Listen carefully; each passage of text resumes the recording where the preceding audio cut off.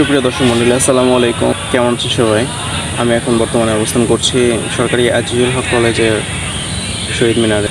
সর্বপ্রথম বলতে চাই গতকাল রাতের ঘটনা নিয়ে আমাদের বৈষম্য বিরোধী ছাত্র আন্দোলনের সমন্বয়ক, অন্যতম একজন সমন্বয়ক আমাদের হাসনাত ভাইকে তারা কুপিয়ে আহত করে। কী জন্য তারা আহত করে? তাদের কিছু দাবি দাবা ছিল। তাদের চাকরি যেন স্থায়ীকরণ করা হয়, তাছাড়াও আদার্স কিছু তাদের দাবি ছিল। সেগুলো দাবি নিয়ে তারা বেশ কয়েকদিন ধরে আন্দোলন করে যাচ্ছে। বর্তমানে আমাদের অন্তর্বর্তীকালীন সরকার এখনও বেশি দিন হয়নি, তার মধ্যে আবার বন্যার দুর্যোগ।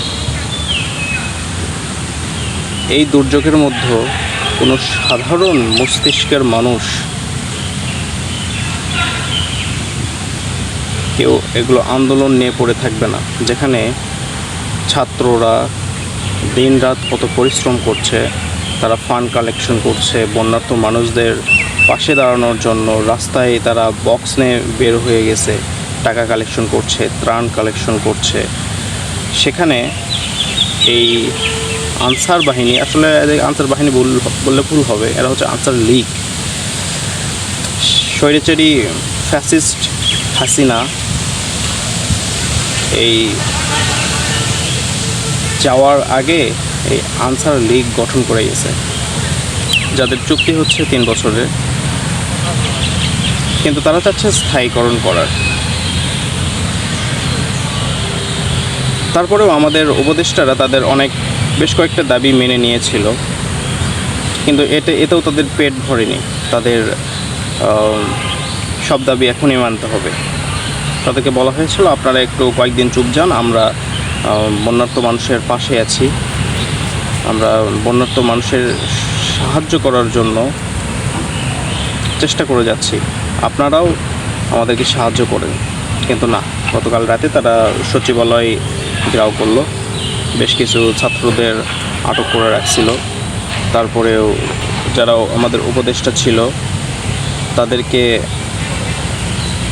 প্রায় জিম্মি করে রাখছিল ওই সচিবালয়ের মধ্যে।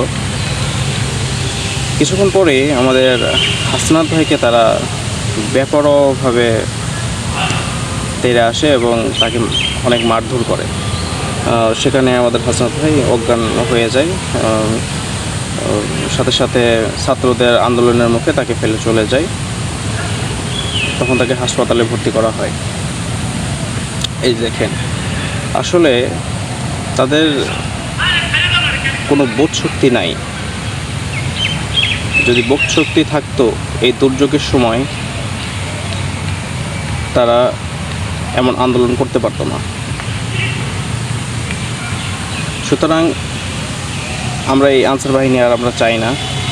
এই আনসার বাহিনীকে একদম বিলুপ্ত করে দিতে হবে বাংলাদেশ থেকে, কারণ তাদের কোনো কাজ নাই। আমি এই ভোটের দিন ছাড়া আমি আনসার বাহিনীর লোকদের কোনো আমি কাজেই দেখি না।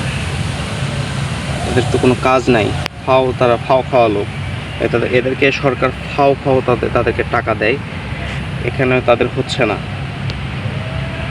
তারা তো 8% সার্টিফিকেট নিয়ে আসছে, আর 8% সার্টিফিকেট নিয়ে আসে তারা বিশ্ববিদ্যালয়ের শিক্ষার্থীদের গায়ে হাত তুলছে, তারা গুলিও চালাচ্ছে। তাদের পারমিশন কে দিছে? এটা আমাকে বলেন, এই পারমিশন তাদেরকে কে দিছে?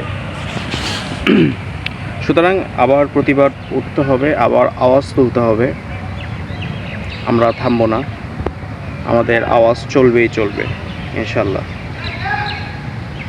আমরা রাজপথ থেকে সরব না, আমরা আছি, আমরা থাকবো। আমরা কারো পা চাটা গোলাম না।